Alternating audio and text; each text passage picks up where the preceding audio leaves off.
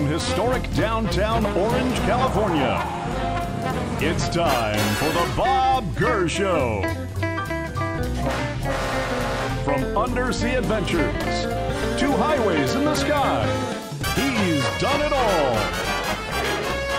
And now, here's your host, the man, the myth, the Disney legend, Bob Gurr. Hey kids, the Bob Gurr Show. Boy, do I have a super guest for you, my dear friend Garner Holt. He and I have known each other for a long time, and in fact, some of the work he tells me I did long ago inspired him as a little kid to get into his line of work. Sure did. So for those of you who know Garner Holt, well, it's a little redundant, but I'm going to tell folks that have never really sat down with Garner Holt, and let's see what we can learn from him. He was first interested in business at age 14, of all things, 1974. He soon got into Halloween and all kinds of animations. Later on, he was inspired by the Abraham Lincoln figure, which I just happened to design the mechanical part for. And after that time, he dedicated his life to animations. Seriously, he did that right from Abraham Lincoln. So the Garner Holt Productions Company started in 1977 at age 17. And since that time, has become the world's largest animation company by far, out in Redlands, California. He's got a lot of clients. Of course, Disneyland is the main one. Knott's Berry Farm is another one. MGM Grand. A big continuing work is ChuckECheese. All these animations for ChuckECheese. That's kind of like pays the bills for a very long time. And he's got more clients. It seemed like hundreds of clients. In 2014, the Buzz Price Lifetime Achievement Award, which is part of the Themed Entertainment Association, he was awarded that prestigious award. Of course, I was awarded a few years earlier, so anyway, he caught up with me. He also has 24 separate THEA awards for his constructions, for his group of clients.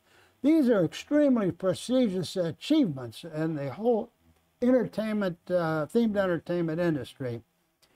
He also won the 2016 Legend Award for the Disneyana Fun Club.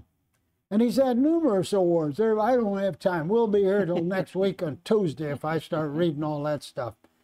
His factory is a series of buildings, 120,000 square feet.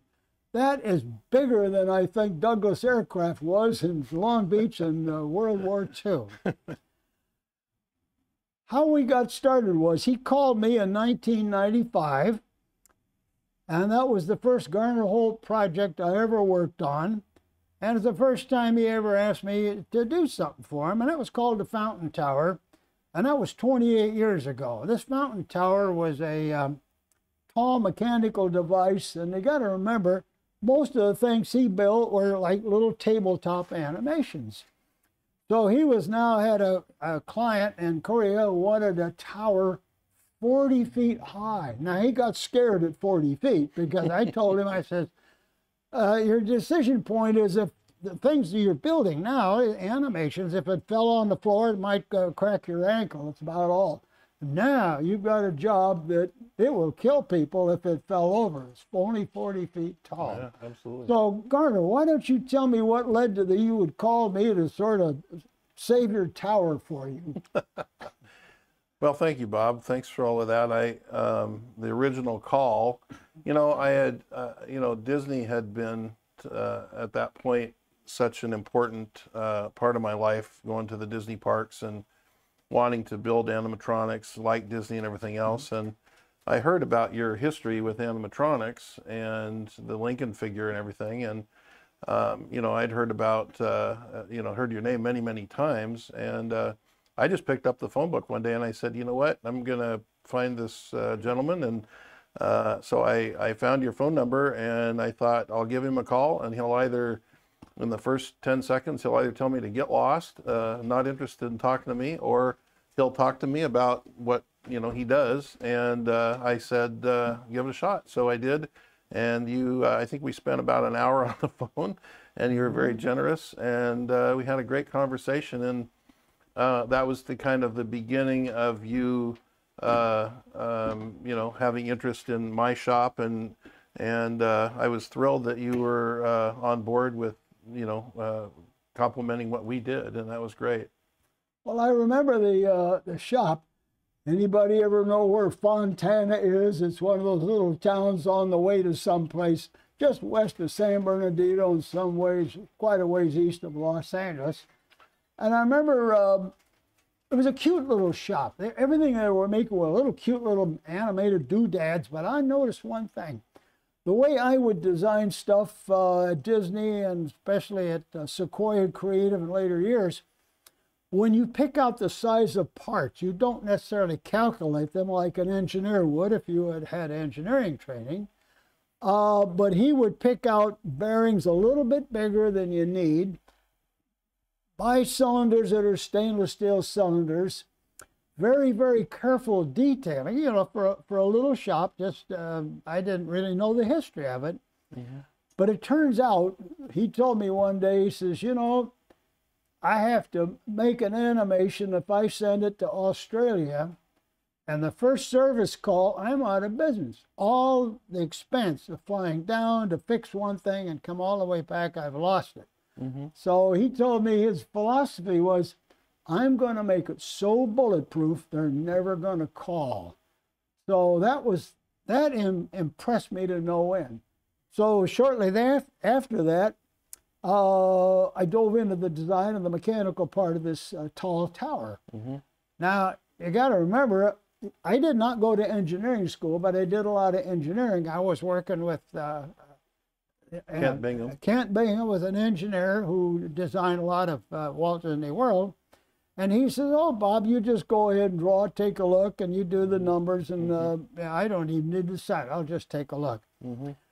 And that always bothered me. I thought this thing was very tall, and when it opened up, it was very pretty, and it had to withstand 100-mile-an-hour wind. So I did the calculations for the column, the bolts, size of the bolts, the size of the concrete foundation. I'm not qualified to do any of that, but Garner and I, this is the way we worked. It was perfectly okay. Well, if Kent Bingham says it looks good enough, well, then it's going to be good enough. And as I understand, the 100-mile-an-hour wind and a hurricane, the thing is still standing. Yeah, and snow and everything else. And, yeah. That was interesting times. And one of the things that you said to me back then, it really made me feel good and inspired me, was that you coming into the shop, you said that, working with Kent, yourself, and kind of all of us standing around looking at components and things, you said to me, this is how Mapo was in the very beginning. Not, it wasn't a bunch of computers and engineers. It was, you pick up a piece of plywood and everybody draw on it, and then they'd hand the plywood to somebody and say, here, build this. And then they'd go build it. It wasn't a big formal thing and a lot of red tape. And, if it was like it is now, I don't think some of these parks would even get done. Back then it was such a great thing to have a bunch of minds standing around and just do it and not overthink it. But a lot of that stuff lasted forever, and it's still working, Yeah, see, this is a point that a lot of people don't quite understand. They'll think, oh, you have a great big company, and it takes a big company to do some of these grand animations. Well, if you stop and think, it's how people think that have these little shops, and they're great to deal with. When you have a small shop and you're building stuff with your own hands and you're servicing it and installing it, you have a very, very good picture of all of that part of the business, literally in one mind. And you're much closer to that product than a large company where it's split up between the engineering, purchasing, production control, all of the extra business features that don't necessarily make that machine better. So Garner and I are kind of peas out of the pod. We came up through that kind of development. Now here's an interesting thing. As you know, my line of questioning, being a host, I like to know about the actual people I talk to. And what I mean by that is I like to ask people about their early childhood. And I'm talking about age 3 to 5, because before you get rolling in life, we already know by 12 years old, you knew what you wanted to do. By 17, you have already founded this giant company. But the things that I like to know is some questions here. How your continuity of life interest got started. What experiences triggered you to action? Age 3 to 5, you remember little highlights. These I call the seeds of your nature, and then later on your life would nurture those. I'd like to really know your earliest inspirations that would guide you, what those first experiences would establish your general MO. So see if you can remember little highlights or little tidbits that were way before the organized 12 years old, and see what you can remember that might be little hints. Well, I would have to start out by saying I think the thing that I remember furthest back that I think was impactful was The Wizard of Oz. The Wizard of Oz movie was something that I was enamored with, and I remember probably in the 4 or 5 year old range, and that's probably prior to that. I had a lot of animals, and we did a lot of things with animals, and I'll talk about that in a second. But I'd watch the Wizard of Oz movie when it would come every year, and my mom used to tell me I was afraid. I didn't remember this, but I was afraid of the witch, so I'd move my chair up next to my dad's chair so I could sit next to him when the witch came on, you know. And so I remember very clearly when I was in kindergarten, we would go out on the playground, and I remember getting in trouble one time from the teacher because I collected all of the kids and I said, we're going to create the Wizard of Oz here on the playground. And so I started positioning kids around, and I asked them to stand in different places, like this is going to be the Scarecrow, this is going to be the Tin Man, this, that. And I don't know what I was after at the point. I just, in my mind, it was a fantasy. I was kind of recreating the steps, and I assigned somebody to be Dorothy, and it was just in kindergarten. And I was so enamored with it, I wanted to recreate it. And so I have a very clear memory of that happening, and the teacher coming out and saying, what are you doing, and what are you doing with the kids, and all of this. So after that, as I went through school, I think I wanted to be an entertainer of some sort. And when I got into 3rd grade, I remember I used to have reptiles. I had a ChuckECheese lizard that in Arizona that would blow itself up between rocks, but a ChuckECheese I carried around on my shoulder all the time. And the teacher in my 3rd grade class made the school play for that year and called the school play "But Why a ChuckECheese?" and named it after me, and I was the star of the school play, and because of the ChuckECheese. And it was a whole, you know, I had so many things going on in school. I did magic acts, I did various other things. I think I wanted to be a performer. And I remember my mom got my report card from 3rd grade, and I still have it to this day, and it says on it, comments from the teacher. She said, Garner is definitely a leader. And then underneath, in parentheses, it says, a ringleader. So that was her comment, you know, I was the ringleader of the school. So after that, I basically discovered in 4th grade this place called the Haunted Mansion at Disneyland. And to that point, I say that I grew up in a horse family, because from the day I was born until probably 10 years old, I was on the back of a horse. I got pictures of me as an infant on the back of a horse in a saddle. And I rode all day long, and I came home at night, and I was fascinated with monsters. I loved the Munsters TV show. I looked at the Universal monsters, you know, the Mummy and Frankenstein and all of those things. And I was fascinated with monsters. And when I heard about this place called the Haunted Mansion at Disneyland, I begged my parents to take me there, and that was their fatal mistake, because they had planned, being a horse family, that someday I'd be a veterinarian. And I told them on the way home in the car, I said, Mom and Dad, I want to build the things at Disneyland. I don't want to be a veterinarian.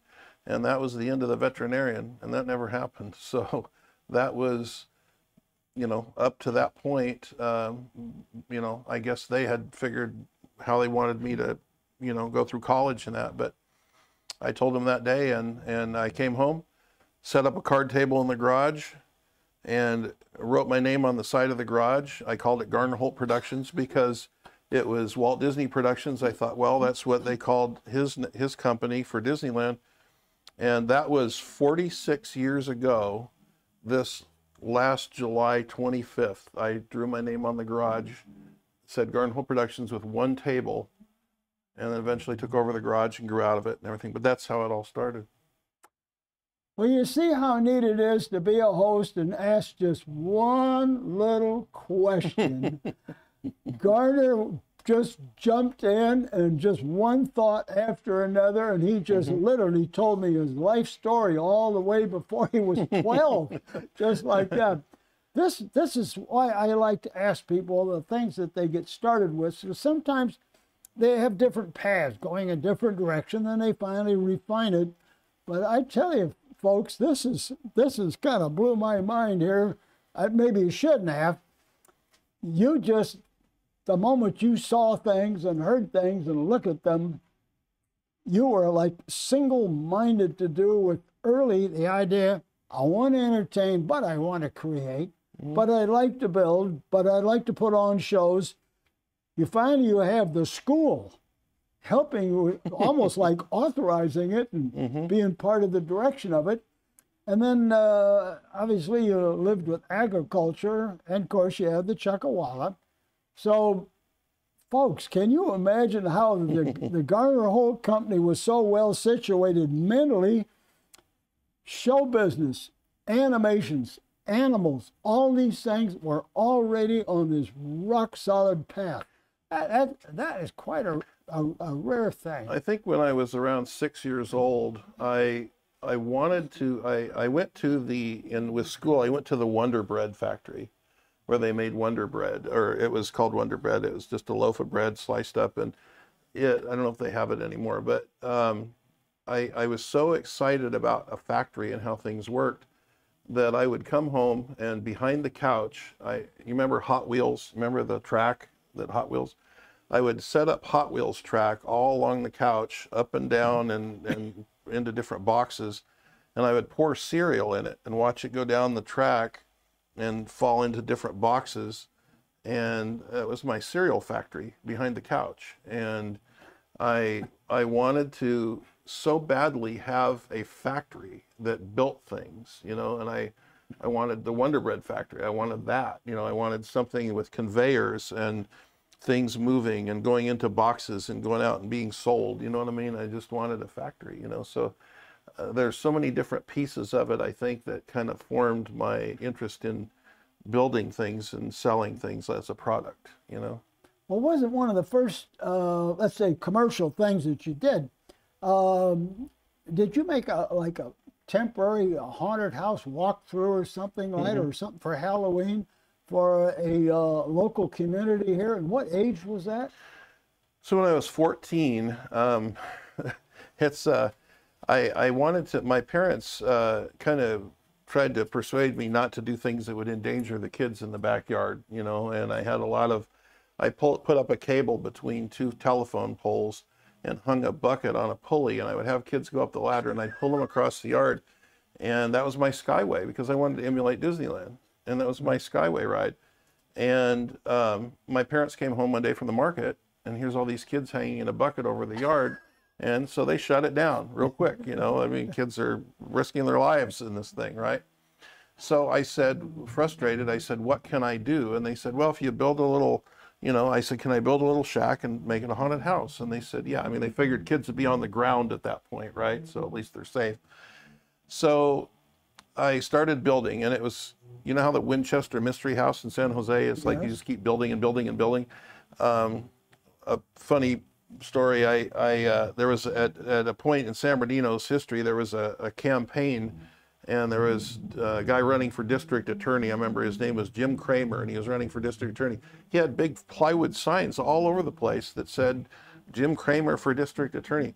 Well, the moment that I coveted that plywood, you know, that sign, and so the moment that the election was over, I went around and got all the plywood signs and took them back, and I built my house out of plywood from these campaign signs. Oh my God. And that's how I built the house. But and I was pulled strings and had friends come through it, and so one day I said, well, I need to publicize it. So I got all my allowance together, rode my bike down to Sun Telegram newspaper in San Bernardino, and they kind of just laughed at me like, you know, here's a snotty kid that came in and wants to buy an ad. But a reporter was staying near, and his name was Steve Cooper, and he said, what is this you're doing with Haunted House, whatever?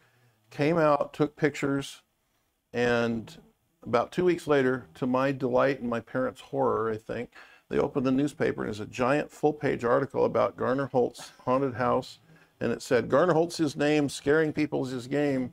And we had 450 people show up for Halloween to go through the house, and stretched all the way out to the street. So to me, that was like my moment of successful, you know, I had my own haunted house. And just to wrap the story real quick, a couple months after that, I got a call slip to the principal's office in junior high, and I was asked to come to the principal's office a lot because I caused a lot of problems at the school. But they said, well, a lady promotion director for Central City Mall in San Bernardino wants to see you. And I said, okay. And I had my mom drive me down there, and they said, well, you built a haunted house and it was successful. Could you build one for the mall? And I said, well, absolutely I can. That's my business. I build haunted houses, you know. And so they ultimately hired me. I asked for a business suit for my birthday. My parents got me my first suit. I bought a briefcase from Goodwill for $25, and I started having my mom drive me to the mall to negotiate the haunted house. When you had this first commercial experience to do with, at age 14, Haunted Mansion, I understand you did something with Halloween also at about the same time? Yeah. Yeah, that really got kind of into the mall thing, and other malls called wanted haunted houses. So we really started focusing on, you know, the whole Halloween time to do a lot of really exciting things, and, you know, that kind of began the whole direction of Garner Holt Productions. I'm kind of puzzled. I'm not sure when you started doing, let's say, animated heads, which is quite involved. But at one time you had a unicycle riding up on top of a stick or something. I've looked at that several times, and I still cannot figure out how that was done. So you have managed to fool me all these years, because you won't let me see the actual part where I should be peeking. You won't let me see it. But the idea of a guy who looked like you know, during a political rally and everything, very lighthearted, you know, red, white, and blue, and a guy moving around on a unicycle, which is hard enough to do on a roadway, and you've got it up like a top of a fence rail. When did you develop that? Well, the unicycle figure, the first figure I did was Uncle Sam for the bicentennial when I was in high school, and that's what really kind of made the connection with Disney. It was kind of like it was kind of copied after your Lincoln. It made a standing effect, and you know, I worked in the garage for months and months and months to put that together, and the AV group, the audiovisual club, and basically class in my high school suggested that they take a film of that. And so I said, I remember I didn't have a background for it, so I hung my bedspread up behind it that I had in my bed in my room, hung it up behind it, took a picture of Uncle Sam, and they said, well, send it to Disney. And I said, at Disney, nobody even will look at it. I sent it to Disney, and about a month later, I get a phone call, and my grandmother comes into my bedroom and says, there's somebody from Disney on the phone. I about fell out of my chair. And that, she said, we want to come out with some engineers to see your Uncle Sam. and I was practically shaking, you know, and she said one of the people will be coming out with Wathel Rogers. And I knew that Wathel Rogers is one of the fathers of animatronics. And they actually came out, Wayne Jackson, Wathel Rogers came out and stood in the garage and looked at my figure. So that made me realize that animatronics was something that I could do and people would care about and would look at. So a couple of years later, MGM in Vegas was building a theme park, and I'd never worked on a theme park. I'd never had any theme park experience. I had no employees at the time. It was just a very meager operation. I lived in the shop in a sleeping bag in my lobby. I just was very struggling at the time. And through some finagling, I got an audience with Fred Benninger, who was the chairman of the board of MGM. And I had built this figure. I knew that if I was going to do this MGM thing or to go out and try to sell myself to the world as animatronics, that I'd have to build something spectacular that nobody else had done. Because everybody, all the other animatronic companies, they'd have like singing bears, they'd strum a guitar or something. And I thought, I've got to do something that nobody's ever done, something spectacular that you know, would really shock people. So I developed this idea and it got more and more elaborate as time went on, of Wendell, the unicyclist, that he could ride a unicycle with no visible means of support, fully animated, everything else. And I pulled it off. I worked and worked and worked day and night building this thing. And I took a film of it in to show Fred Benninger at MGM, and he said, if you can build this, you can build the figures in our attraction. And that won me that job. So it did what it was intended to do, was win over somebody and have them give me a big job. And that's what happened. And we ended up, when I say we, my friends and I hired a bunch of friends at the beginning of the job. We completed that job on time and on budget, and it was very successful. It was the largest ride in the park with the most animation at the time. Really? Yeah. So what were the next steps after this MGM experience? That pretty much really kind of launched you rather seriously into the industry? It really did. MGM, because we got connected with Knott's, we got connected with a number of other companies, and we, you know, had some early experiences with Disney doing some store window stuff and some parade float stuff. But probably the most important thing that it landed was I got enough attention to be considered for a ChuckECheese concept. And what happened there was the ChuckECheese company decided that they didn't want to have that multi-figure show anymore. It had like 5 figures, and all of them only had like 4 or 5 or 6 functions, and they were kind of hokey in a way. People liked them, but they wanted to step it up. So they wanted a Disney quality figure with 30 functions or 32 functions. And instead of a bunch of them, they just have one. So they called it Studio C. And they went to 4 different animatronic companies with kind of a contest, in a sense. They said, design our new ChuckECheese character, tell us what it'll do, show us how it'll work, and give us a price. And out of the 4 companies, we won. They liked our design the best, they liked our figure the best. And because of that, we went on to do approximately 550 animatronic ChuckECheese pizza shows. This sort of turned into your standard product in a way as an assembly line. That was almost 25 years of work. Yeah. Oh, gosh. Yeah, and that was kind of cookie cutter. I mean, it was an assembly line. That was more so. We do 32 at a time, and every you know 4 or 5 months we do 32 Chuckies, and they put them in the warehouse and then build the stores. But we did over 550 shows, and you know, that turned my factory into a real big building and a lot of equipment and professional machinery and everything else. So that's really what really, you know, launched. I remember one time that you had called me and said that could I accompany you to Disneyland, where there was going to be what's called a bidders conference amongst 4 or 5 different vendors. And I thought, oh, this is interesting. Disney called you and you're going to go down there to respond to, as I recall, some kind of a thing like the Auto Club trailer for broken parade float, something It like was, that. yeah, it was for parade floats. If a parade float in the middle of the street during the show would fail and you know, the axle would break or something, they needed a way to slide something under it, lift it up, and pull it off stage very quickly and easily.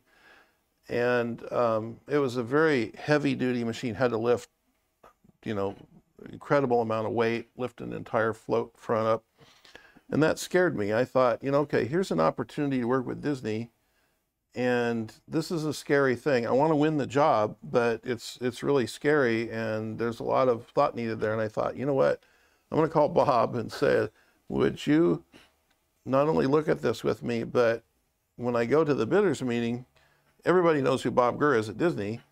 So if I walk in and Bob's standing at my side and we both sit down and, yeah, we're going to bid on this thing, everybody's going to look and go, oh man, you know, this isn't just Garner in the garage. This is Garner it's got some firepower here.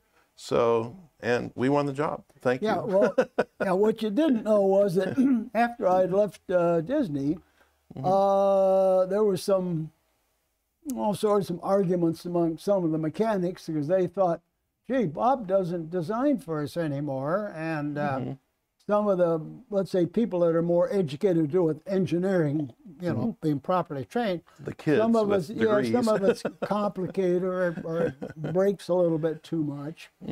And this was a sideways, dirty trick to get me, my eyeballs back into the park when this little job came up. We'd do this trailer thing. And then you called, and I thought, oh, this is going to be interesting.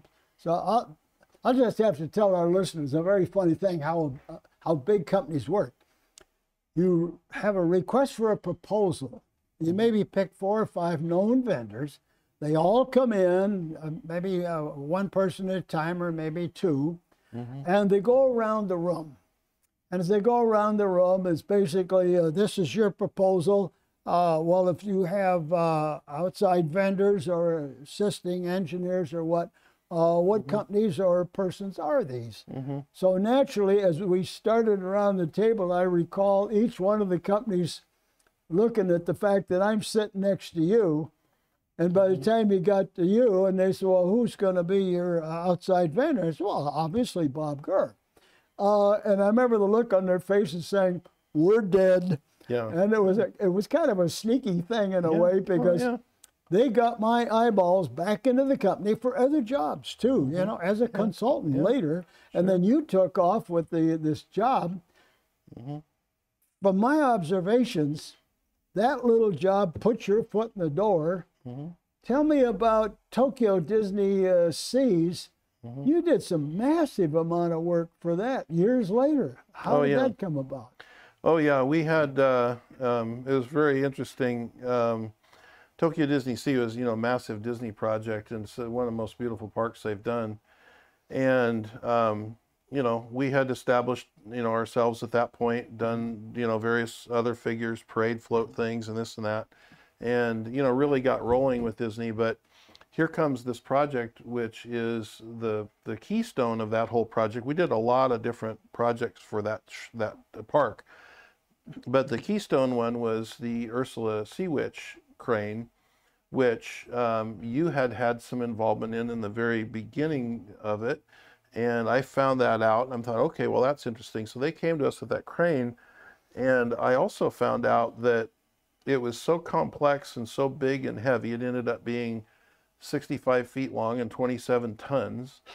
And nobody wanted to build it. You know, I think they offered it to Central Shops and then Imagineering shops out at Hungar or wherever they were going to build it. And everybody, it was like a hot potato. Nobody wanted to mess with it. And, you know, I, regardless of complexity or whether I have any right to bid on it or not, it was like, this is a massive Disney job. I'm going to bid on this. And I don't care what the rumors are. If I get this thing and I'm successful, it'll put a huge feather in their hat, and we're going to make it successful, you know. So that's when I got a hold of you, and you know, you started to open our eyes to a lot of different things. There was so much engineering that was done on the thing that I think is maybe one of the things that scared a lot of the people. It was not complete. It was incomplete and it was incorrect. And, you know, you came in, we started discussing it. It's like, hey, I got to go with this thing. I've stepped in it and it's mine now. So I got to make it work. And, you know, you were there to help sort this mess out, turn it into a bunch of change orders, what made it profitable for us to do, and got it done. And it was very successful and shipped on time, became part of the park. It was so big, they had to leave a piece of the monorail track out so they could get it into the park. And then they had to leave the side of the building off so they could get it into the building and then put the side of the building on. So it was just a massive piece. And it was very successful and we did it and it worked on site and it was a big hit. And I always will appreciate your collaboration with it and helping me figure the darn thing out, which was a big mess at the time. Yeah. So this is very interesting, learning how you got started so very, very early, 3 to 5, which is a long way before. 5 years old, 12, then 14. And then getting your foot into the door at Disney and then doing massive amount of work for them over the time. But at what point did you start to get interested in the detail of a talking head? You brought this, tell me about this talking head here. Well, after, this goes way back again to when I built this when I was around 17 years old. So after Uncle Sam, and I sent the picture in, Wathel and Wayne Jackson came out to the house. And so when Wathel and them were out at the shop, I said, well, Mr. Rogers, I showed you my shop. Can I see your shop? You know, and so they invited me to Imagineering for the day, and I got to walk through Mapo and all of the production areas and everything. When I was walking through Mapo, they had a head on a box that looked sort of like this, and you push the button and it would operate and it would move its lips and everything else. So I studied it and studied. I mean, as long as they had to practically pull me away from it because I was like, you know, how is it built? What is it doing? How does the sides look? How do the side plates look? How does it look? And how can I make that same thing? So I went home and I sat down the moment I got home and started drawing up my own head, and I built it. I called Wathel and I said, Mr. Rogers, I built a head like when I saw it at Imagineering. And I had it operating. I had a little cardboard cam system, and so this would used to operate and move. And I took it to Imagineering and put it in their Illusioneering room and plugged it in, and it was sitting there operating, and all the technicians all crowded around it and looked at it. And I'll never forget Orlando Ferrante and a bunch of people walked into the room, and they said, oh, this is Orlando Ferrante. He's like one of the top guys here. And he walked in like a storm. I remember it was like, you know, the door flew open and they all come walking in, they all stood there, and he looked down at it like this, and they were all just looking at it and staring at it. And he turned and looked at me. This is one of those things that are imprinted in my life, I think. He turned and looked at me and he said, why are you reinventing the wheel? He said, why don't you come to work for us? And I said, well, sir, you know, that's what I'd like to do. I want to be an Imagineer. And he said, well, we should all talk about it. And he turned around and went. And from that point on, they talked to me about being an Imagineer, but they couldn't put me anywhere because I was 17 years old. I didn't have machinist experience. I didn't have any engineering experience. I didn't have any experience in anything. I was just a kid who built this head. So I never got to work there. They told me I'd have to go to college and learn something, engineering or something. So I went home dejected, and after a couple of weeks went by and I saw that they weren't going to hire me, I said to my mom and dad, I said, I'm going to start my own business. And if it works, great. If not, then I'll go back to school and go to work for Imagineering. And that was what started. So becoming an Imagineer is one of the best things that never happened to me. Well, this is an incredible tale from the standpoint. I think these are lessons, again, for our listeners, that's a perfect example of how large industries can get to the point where there's a little touch of hubris that doesn't let them recognize an individual with an idea that, yes, you have an idea and it's physical and they're looking at it and it works. but because of the fact that, oh, it requires college to do that kind of work. Oh, it requires experience to do that kind of work. And that you could not possibly be a qualified Imagineer. Hop ahead a whole bunch of years, it turns out that the Mapo shops are non-existent anymore in the Disney company, except a small amount. Yeah. And the majority of some of their big items, you build them, and you build it for all of Disney's competitors. Think of that one time of some cold words to a 17-year-old kid. Those are lessons I think people need to pay attention to. Don't ever let authoritative people tell you that you can't do it. That you can't do something, because you'll wind up being another Garner Holt, and he says, well, I will show you, and I will do. And not only that, I will be the biggest one in the world. Well, we have gone on to build over 450 figures for the Disney parks worldwide. We're the major provider for all of Universal Studios parks animatronics. And we've worked, we redid all the rides at Knott's. We've done all of the major theme parks in the world, 34 different countries we worked in. We worked in, like entire pirate ride in Europa Park in Germany. We did an entire ride Symbolica in Netherlands.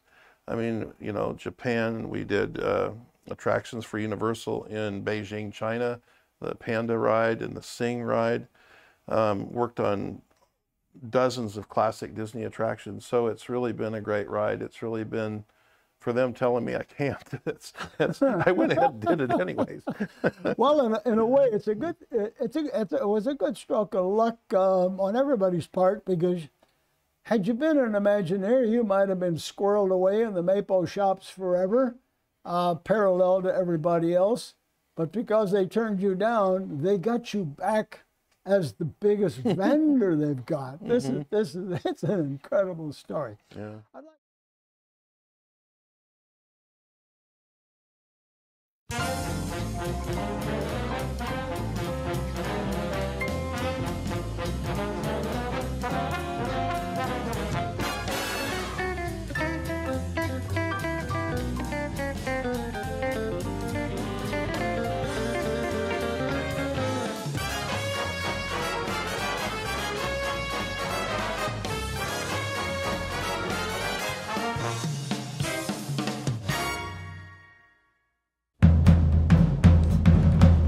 Hey kids, welcome to the Bob Gurr Show Theater. Come on in.